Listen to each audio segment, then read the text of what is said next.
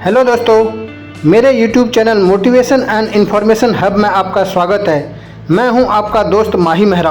दोस्तों, कई बार हम किसी आदमी को जाने बिना ही उसके बारे में धारणाएं बना लेते हैं और आकलन कर लेते हैं कि फ़लाँ आदमी कैसा होगा, जबकि हमें ऐसा नहीं करना चाहिए। अगर कोई भी ऐसा करता है तो यह उसका व्यक्तित्व बन जाता है, यही उसके कर्म बन जाते हैं। इस चीज़ को गौतम बुद्ध ने अपने शिष्यों को एक बहुत ही शानदार कहानी के माध्यम से समझाया है। तो चलो सुनते हैं क्या है गौतम बुद्ध की वो कहानी जो उन्होंने अपने शिष्यों को सुनाई। एक बार गौतम बुद्ध से उनके एक शिष्य ने पूछा, गुरुजी कृपया हमें बताएं कि कर्म क्या है। गौतम बुद्ध ने अपने शिष्य से कहा कि कर्म को समझने के लिए मैं तुम्हें एक कहानी सुनाता हूँ।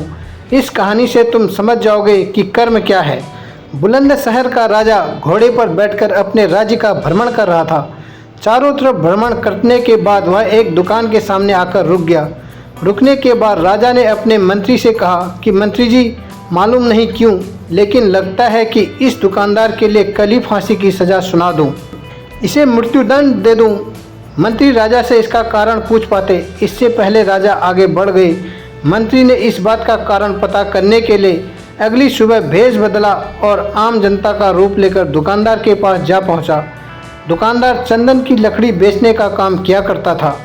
मंत्री ने दुकानदार से पूछा कि उसका काम कैसा चल रहा है। तब दुकानदार ने बताया कि उसका बहुत बुरा हाल है। लोग उसके दुकान पर आते हैं, चंदन को सूंघकर उसकी प्रशंसा करते हैं, लेकिन खरीदता कोई नहीं। मैं सिर्फ इसी इंतज़ार में बैठा हूँ कि कब हमारे राज्य के राजा की मृत्यु हो और उसके अंत्येष्टि में मुझसे बहुत सारे चंदन की लकड़ी खरीदी जाए और शायद वहाँ से मेरे व्यापार में बढ़ोतरी होनी शुरू हो जाए। मंत्री को सारी बात समझ आ गई कि यही वह नकारात्मक विचार है जिसने राजा के मन को भी नकारात्मक किया। वह मंत्री बहुत बुद्धिमान था। उसने कहा कि मैं आपसे थोड़ी चंदन की लकड़ियाँ खरीदना चाहता हूँ। यह सुनकर दुकानदार भी खुश हुआ और उसने सोचा कि चलो कुछ तो बिका। उसने चंदन की लकड़ी को कागज़ में लपेटा और अच्छी तरह से पैकिंग करके वह लकड़ी मंत्री को दी। मंत्री अगली सुबह चंदन की लकड़ी लेकर राजा के दरबार में पहुँचे और राजा से कहा कि महाराज, वह जो दुकानदार है उसने आपके लिए तोहफे के रूप में चंदन की लकड़ी भेजी है।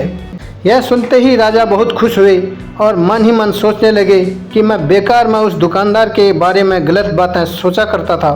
उसने चंदन की लकड़ी को हाथ में लिया, उसमें बहुत ही अच्छी सुगंध आ रही थी। राजा इससे बहुत ही खुश हुए और उसने दुकानदार के लिए मंत्री के हाथों सोने के सिक्के भिजवाए। उसी आम जनता का रूप लेकर मंत्री अगले दिन सोने के सिक्के के साथ दुकानदार के पास पहुंचा। दुकानदार बहुत खुश हुआ और उसने सोचा कि मैं राजा के लिए कितनी गलत बातें सोचा करता था। राजा तो बड़े ही दयालु हैं। ये कहानी जब खत्म हुई तब गौतम बुद्ध ने अपने शिष्यों से पूछा कि अब आप बताएं कि कर्म क्या हैं। शिष्यों ने उत्तर देते हुए कहा कि शब्द ही हमारे कर्म हैं।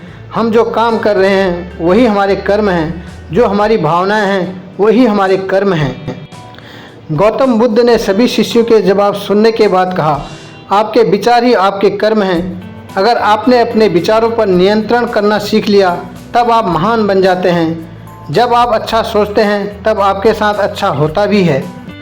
दोस्तों, यह कहानी आपको कैसी लगी? इस छोटी सी प्रेरणादायक कहानी पर अपने विचार कमेंट के माध्यम से हम तक पहुंचाएं।